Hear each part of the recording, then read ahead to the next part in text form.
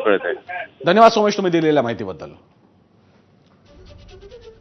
आता अरबी समुद्र सुद्धा तापलाय, कारण भारत आणि पाकिस्तान नौदलाचा युद्धाभ्यास सध्या सुरू होतोय। आजपासून भारतीय नौदलाचा अरबी समुद्रामध्ये युद्धाभ्यास सुरू होणार आहे, तर पाकिस्तानी नौदलाचा सुद्धा अरबी समुद्रामध्ये युद्धाभ्यास सुरू झालेला आहे। त्यामुळे एकूणच भारत आणि पाकिस्तान या तणावाच्या पार्श्वभूमीवरती अरबी समुद्र आता चांगलाच तापणार आहे। दरम्यान या भारत पाकिस्तान युद्धाच्या पार्श्वभूमीवर इंडिगो एअरलाइन्सच्या विमानाची उड्डाणं 10 मे पर्यंत रद्द करण्यात आलेली आहेत। भारत पाकिस्तान संघर्षाच्या पार्श्वभूमीवर इंडिगो एअरलाइन्सनं हा निर्णय घेतलाय। श्रीनगर, जम्मू, लेह, अमृतसर, चंदीगड, धर्मशाला, बिकानेर, जोधपूर, किशनगड, राजकोट पर्यंतची उड्डाणं बंद ठेवण्यात आलेली आहेत।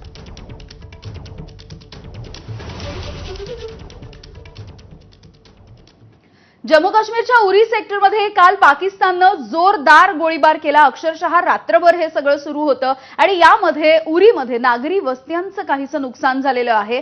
नायब राज्यपाल मनोज सिन्हा हे या परिसरामध्ये दाखल झालेत आणि एकंदरीतच इथल्या स्थितीची ते पाहणी करतायत। ही काही दृश्य आपण उरी परिसरामधली बघतोय की ज्या पद्धतीने या ठिकाणी ड्रोनच्या माध्यमातून हल्ले करण्याचा प्रयत्न करण्यात आला होता किंवा गोळीबाराचा प्रयत्न करण्यात आला होता, यामध्ये दुकानं आणि घरांचं मोठं नुकसान झालंय।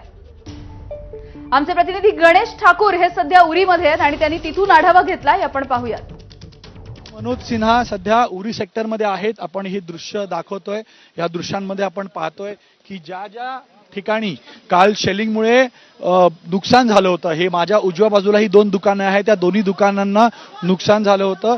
या दोन्ही दुकानांची पाहणी केली, इथल्या लोकांशी ते बोलले आहेत आणि LG मनोज सिन्हा इथल्या लोकांशी, स्थानिक रहिवाशांशी बोलले आहेत। कारण एक इथल्या LOC मध्ये राहणाऱ्या भारतीय नागरिकांना विश्वास दाखवायचा आहे की प्रशासन, सरकार, भारत सरकार सर्व त्यांच्या सोबत आहेत आणि पूर्ण ताकदीनिशी त्यांच्या सोबत आहेत।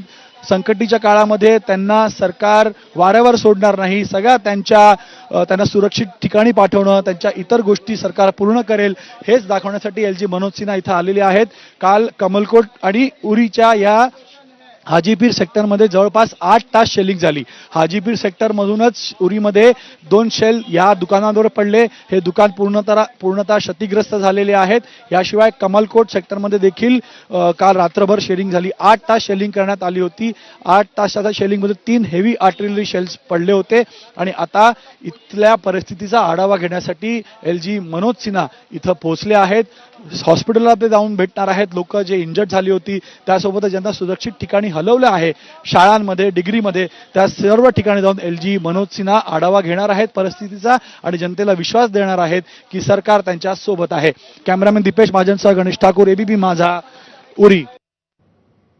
दरम्यान गरज पडल्यास प्रादेशिक सैन्य म्हणजे टेरिटोरियल आर्मी वापरण्याची लष्कर प्रमुखांना मुभा देण्यात आली आहे। नियमित सैन्याला पाठिंबा देण्यासाठी भारत आणखी सज्ज होत आहे, हेच यातून दिसून येतं। भारती सहस्त्रबुद्धे आपल्या प्रतिनिधी आपल्यासोबत आहेत। भारती,